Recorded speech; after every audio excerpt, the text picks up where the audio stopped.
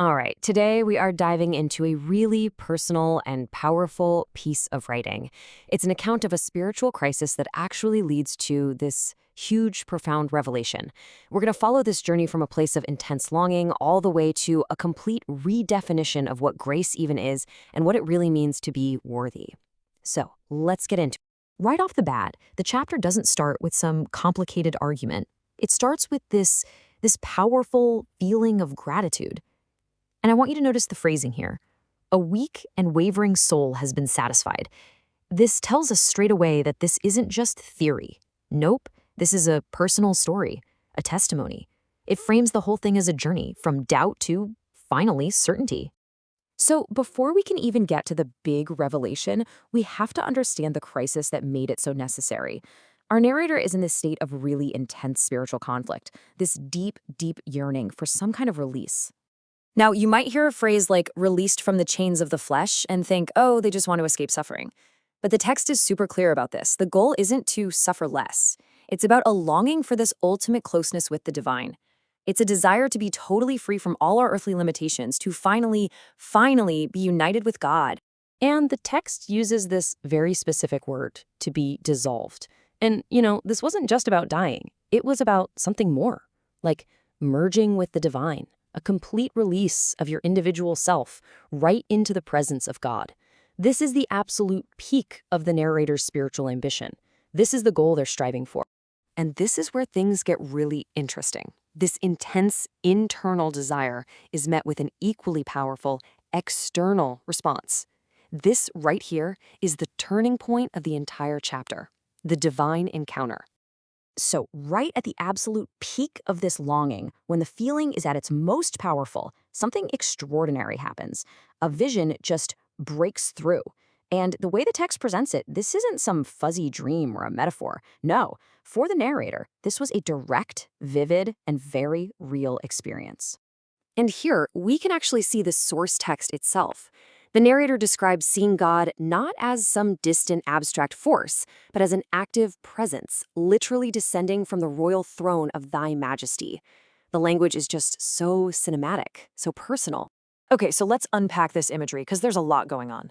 You've got the throne, right? That represents ultimate authority. Then you have these streams of precious liquor, which is a beautiful metaphor for divine grace, just flowing down. And look at the saints. They're not standing there all proud. They're prostrated, totally humbled in gratitude, and their thirst is completely satisfied.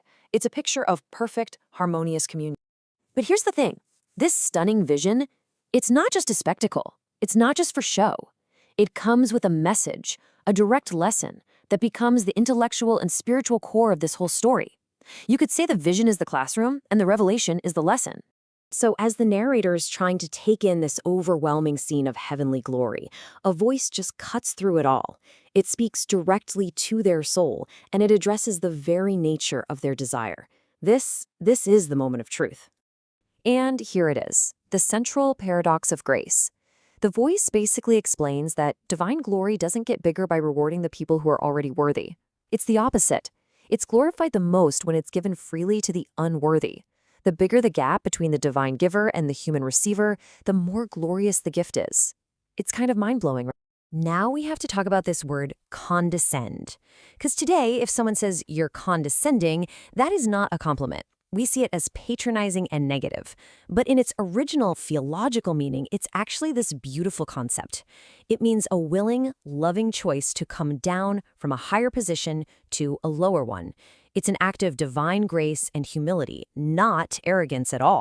So let's just boil this down to the crucial point. It's this powerful reversal of how we normally think.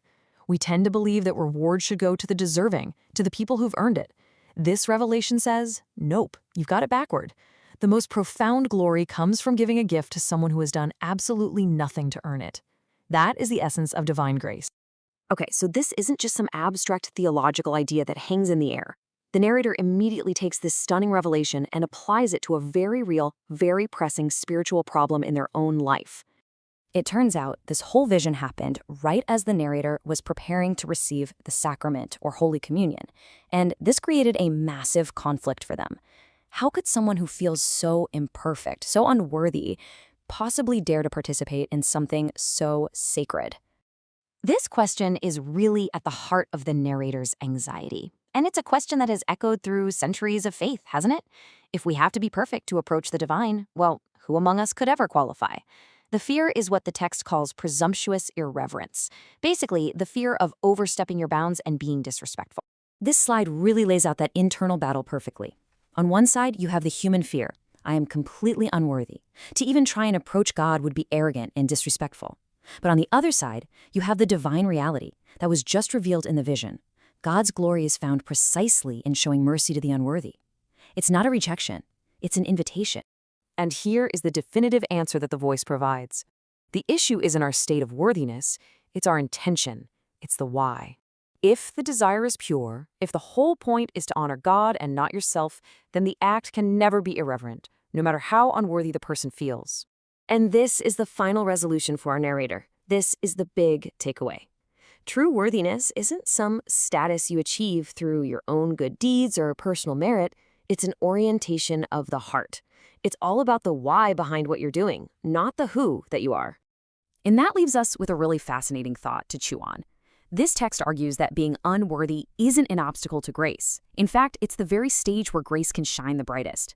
So if we take that idea seriously, how might it challenge our own ideas about who deserves help or forgiveness or love, both from a divine source and, maybe just as importantly, from each other? It's a pretty profound question to consider.